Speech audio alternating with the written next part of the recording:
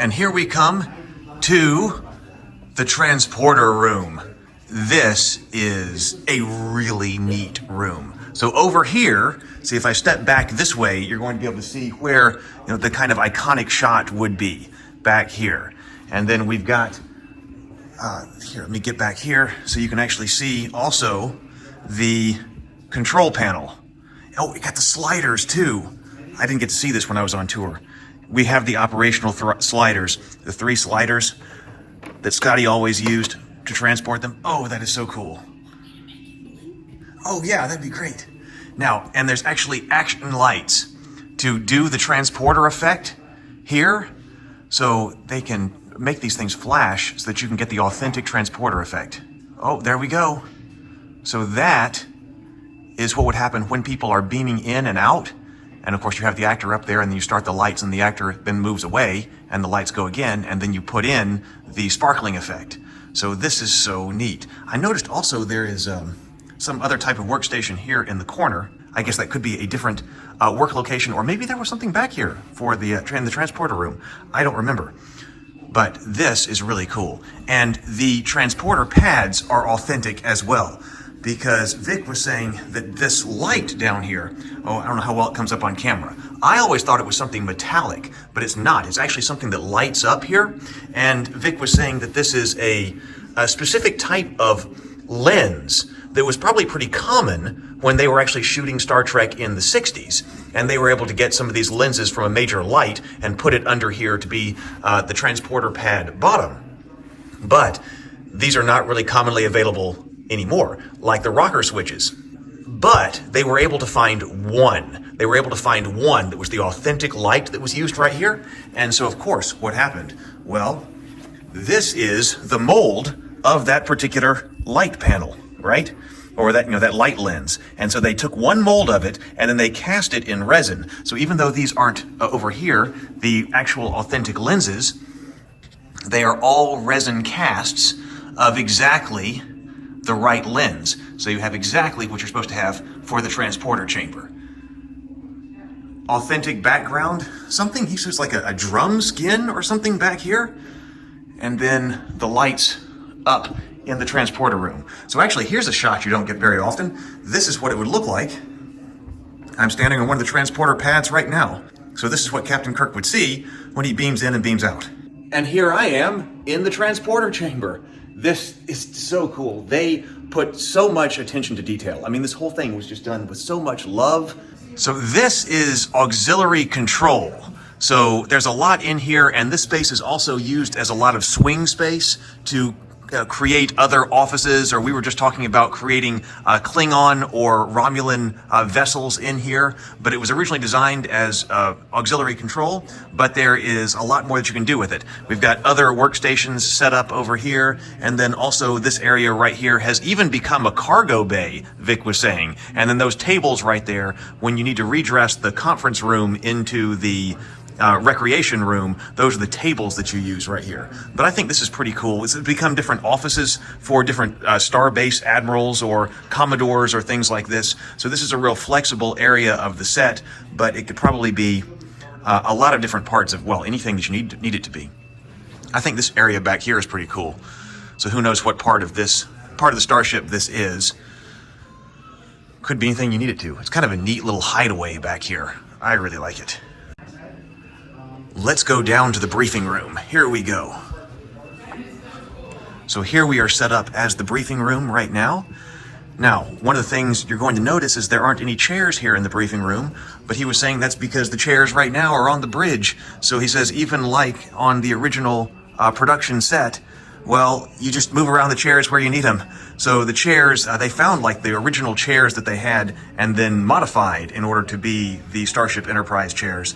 So there are just enough, you can move them around where you need them. But this is our conference room set up, or it could be recreation. So we've got the viewer, the tri-screen viewer right here. And then also this control panel, but I noticed there isn't a whole lot on this control panel. So I guess that's for looking someone the other way. Oh, I bet Uhura was sitting at that in the episode Space Seed with Khan in it. And, we've got the really neat look to this part. of the ship as well, so you can get some really neat angles. On part of the saucer section, really cool. This right here is the Jefferies tube. So there's just one, but of course you can redress it so that it can be whatever part of the ship you need it to be. I really want to climb up it, but I'm not. But that's a great shot that you have right there and see what's going on with this Jefferies tube. You can climb up it because they made it so that you can stand on these stairs going up. So that if Scotty needs to repair some part of the ship, he can definitely do that. And then also there's a platform up there so that you can get a shot coming down the Jefferies tube as well. So there's a platform for the cameras and everything up there so that you can climb up here and get the shot down into the actor's face. Super cool. This is, it says the engineering control room, but that's just this door. We're about to go through here and we're going to see the bridge for the first time. Check this out. As we turn this way, look what you see. Isn't this cool? This is one of the most amazing things that I have ever seen. Here we have the entire bridge set. And we were just in here learning about everything and taking some photos and things like that. But I mean, this is the entire set. I mean, I watched so much Star Trek as a kid, and particularly the original series crew. And to be sitting right here, being able to look at this, where Kirk and Spock, of course, I was also a big Spock fan, so there's Spock's workstation with his scanner that's shining the blue light and everything into that. This is just so amazing. And here are Kirk, Sulu and Chekhov's positions, of course.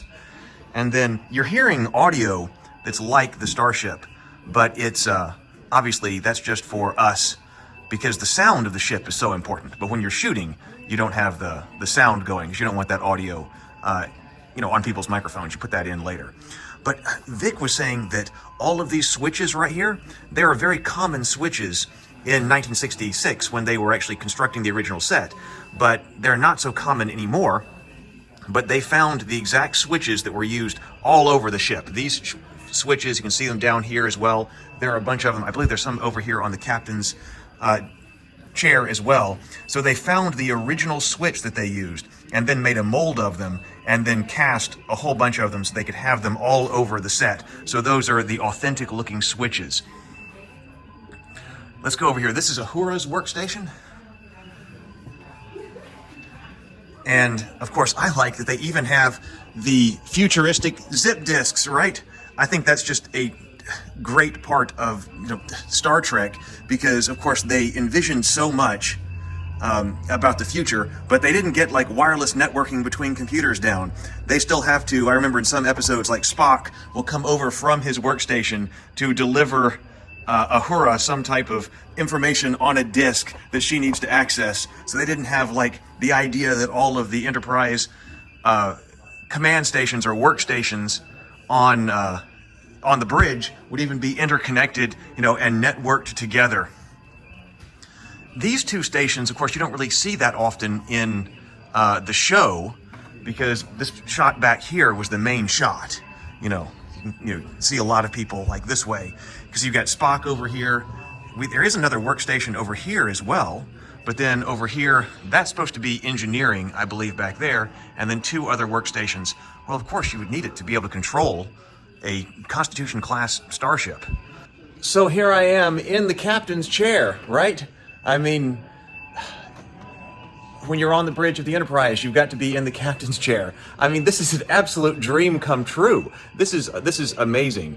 Of course, I had to pick up at least some Starfleet uniform for coming here, and so I picked up, of course, Command Gold. Although probably I'm also going to have to pick up Science Officer Blue as well. The Science is blue. But man, look at how good this looks. All of this lighting. He was talking about how the lighting was replicated from the original set.